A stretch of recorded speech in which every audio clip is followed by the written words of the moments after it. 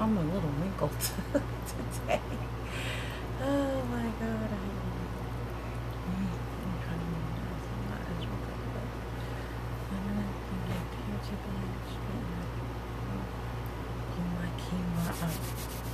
Pull my quinoa down. I was gonna wait and see. Assalamu alaikum. Hello everyone. I'm just gonna wait and see if anyone's getting on. I mean, it's a pretty grim Sunday afternoon, so I'm hoping that there's some people that are ready to kind of get on and hear what it is I have to say. This is coming from an interaction that happened on Instagram. Okay, this is something that's coming from a recent interaction on Instagram. It may be a little long because I have to kind of give some background information. Okay, I have to fix it, girl. It's wrinkled. Is it too wrinkled, girl? So I'm like, I hope it's not too wrinkled. I tried. Listen, I got up because I was up early, right after Fajr. You know, you gotta do your Fajr thing, the prayer and reading Quran and everything like that, and you gotta start, Then I started writing, my characters had me writing out some stuff. And then I went to sleep. I woke up, I had to fix the babies, their pancakes for breakfast. And I haven't even had breakfast yet. I'm smelling that coffee. But I wanted to do this because I wanted to do it like a good time of day. Okay, so now I have to give a little background information. All right, so first of all, one of the things that I find myself encountering over and over again is as I navigate through my different social intersections, okay, specifically when it comes to my work in anti-racism and anti-gender oppression advocacy, I often find myself in anti-Muslim bigotry. I often find there's a lot of contention between those social intersections and people in those social intersections.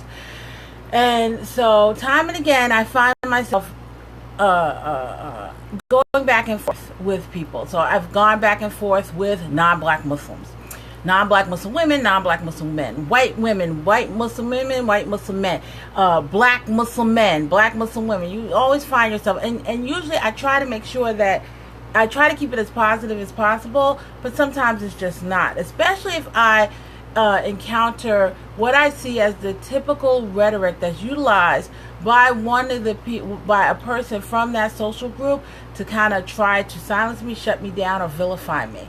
I kind of lose my patience when it comes to that. I'm just going to be honest about it. Make dua for me. So in this interaction, someone that I have a lot of respect for, Khalil Ismail, he's been putting up these memes on Instagram, okay? And I've been loving them, actually. Keep putting them up, Khalil. And so one of the memes, he said that a woman without a male protector is naturally vulnerable, okay? And I knew it was provocative when I put it up there, but I very much agreed with it. I'm just going to be honest about that. And so I put it up there, and I knew that there would be people that did not agree. And as a matter of fact, there were women that posted, I disagree, I respectfully disagree. That's fine, that's cool. I sound like Imam Tariq, how are you? That's fine, that's cool. You can disagree. Everyone's not going to always agree. I mean, people that are coming on here, where we've had, the points where maybe we didn't agree with something with each other at one point, okay? But as long as you're able to have the conversation and try to keep the conversation positive, that's fine. As soon as the conversation starts to break down, honestly, my claws are going to come out, all right? And that's a part of of my personality that I'm working on, but it's a work in progress. So when he posted that, someone that I've known for many years, honestly, from college, got upset, all right? And people can get upset too, and she's called it toxic masculinity, all right? And before I wanted to kind of like demonstrate to her how it's not toxic masculinity, and I think a lot of times I often find that as someone that has studied in the feminist discipline, I have an advanced graduate certificate in women and gender studies. I find that oftentimes people misuse terminology that is produced by feminists. So she called it toxic masculinity. She tried to explain why she thought it was toxic masculinity, but because I am a Muslim woman, all right, and she is not a Muslim woman, she's not even a black woman, and I just automatically said, listen, there's some cultural relevancy here. This is a Muslim man that's saying it, and there is a divine mandate for men to protect women. Okay? In the Quran, Allah says men are the maintainers and the protectors of women. How that's interpreted in Muslim cultures is very, very different. It's very, very complex. It's very, very multi-layered. Okay? And so he was a black Muslim man making an assertion based upon a divine mandate. Okay? And so I tried to explain that to her. And basically, there's some cultural relevancy. You're not a part of this culture. And this is where it's coming from.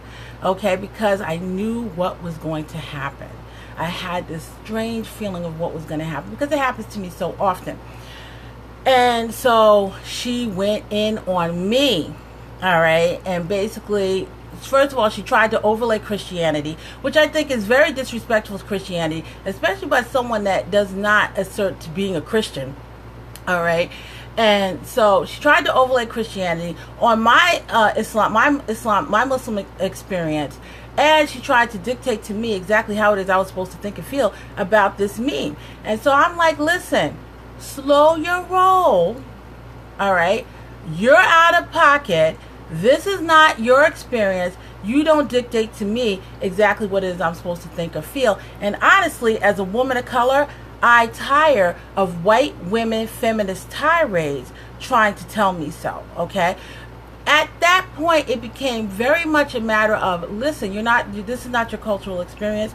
You could disagree with it, you could agree with it, but the one thing you can't do is come step to me or any Muslim woman and try to tell us what we're supposed to think and feel about it, okay? It's one thing if a Muslim woman is like, I disagree and this is why I disagree.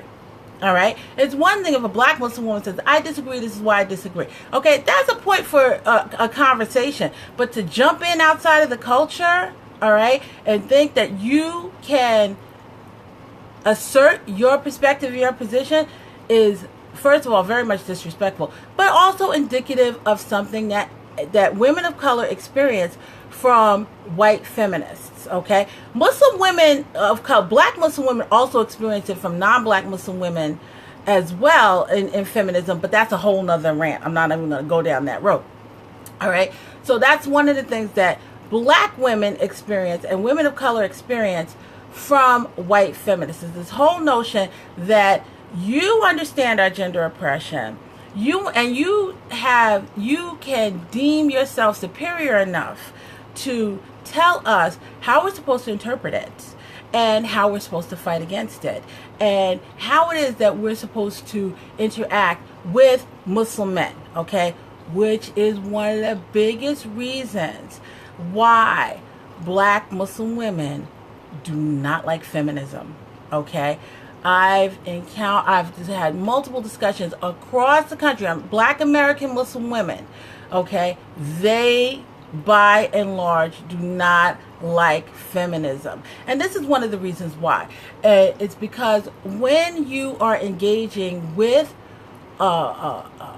people outside of your racial dynamic, all right, in any kind of social justice work, you're going to encounter people who are challenged to really kind of humanize your experience and not utilize rhetoric from the dominant culture that they've learned to use against you. So that's one of the things that this woman did. When I kind of told her, slow your roll.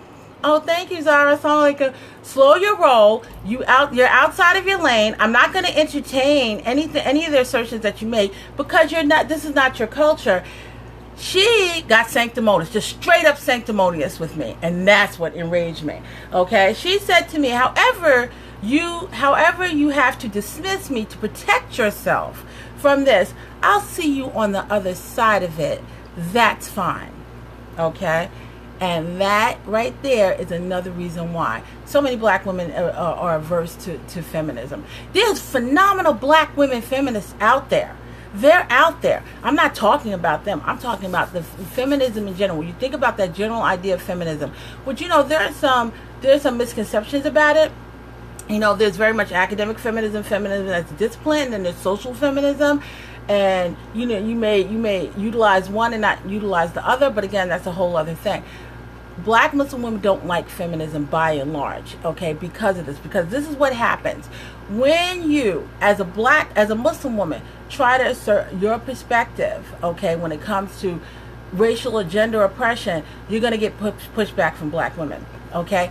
When you, and white women as well, when you, as a black woman, try to assert your specific experience when it comes to gender oppression, okay, by and large, you face a lot of pushback from white feminists, okay, because they know better. All right, and so that's very much that white supremacy, and that's what I called it. That's what I told her she was being. I was like, listen, your white supremacy is slipping through. It's peeking through. There's no way in the world that people who are indoctrinated into this racial culture are not affected by it. Okay, and so this whole idea that, you know, I as a white person, you know, I see beyond race and I'm not affected by race and everything like that. That very much is part of a demonstration that you're very much affected by the racial culture. And so time and again, as a black Muslim woman and as a black woman, I've found myself subject and vulnerable to attacks from white feminists as soon as I don't sound the way they want me to sound. Okay, it's one thing when I'm criticizing toxic masculinity, gender oppression, and everything like that. That's fine, all right. But the minute I try to embrace and uplift and promote and foster my Islamic perspective surrounding it, which is very much that, you know, men are supposed to be the leaders, men are the maintainers and the protectors. There's an Islamic mandate towards that, and again, interpretations may vary, but there's an Islamic mandate towards that. As soon as they hear that, then you realize that no matter how much lip service they give you about, oh, you're such a wonderful woman, and this and this and this and that and that and that, they don't respect your faith. Okay, and Allah subhanahu wa ta'ala says in the Quran that they will never be pleased with you until you follow their way. So until I take this rag off, okay, and am railing against Islam as a patriarchal, you know, a negative patriarchal constructed religion and everything like that, which this person actually called it, what did she call it? I can't remember what she called it, but it was very much. She basically said that Allah was misogynist, all right, which really infuriated me because, first of all, I'm not going to justify my faith to you, and everything that you've said up until that point has just proven that you've never respected my faith. And once you attack and you disrespect my faith, that's it. You're done. You're done. The gloves come off, the claws come out. I'm not making any apologies or anything like that. I'm just going to tell you about yourself. All right. Cute rag though. Thank you. So it very much boils down to that. So a lot of black women have expressed to me that that's what they find. They find that by and large, feminism, the way that it's touted, especially by white feminists, a lot of white feminists, is very secularized, and it doesn't respect the Islamic perspective when it comes to the humanization and the value of women. Okay, so you fall into a lot of Oriental stuff and stuff like that.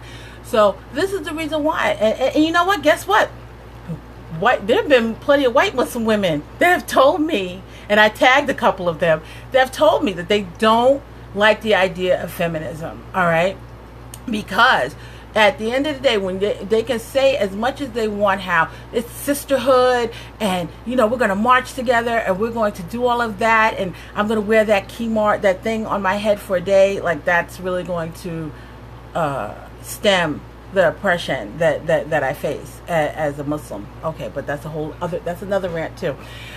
You know, at the end of the day, as soon as you don't sound the way they want you to sound, then they get angry with you and all of the stuff starts to come out.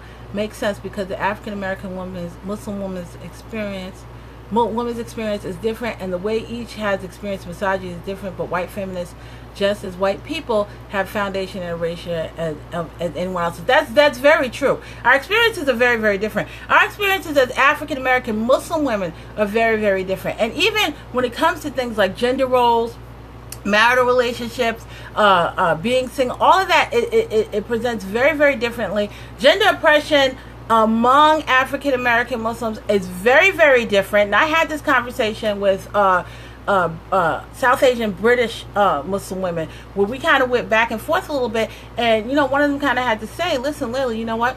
That is your cultural experience when it comes to gender oppression. This is how it pans out here. This is how it pans out in this specific subculture." And I had to sit back and I had to listen. I had to understand that it was very, very different. But that's not what happens when it comes to the larger white feminist construct. Okay, that's not what happens. And oh God, I'm so bad. I'm going to put the link to the book.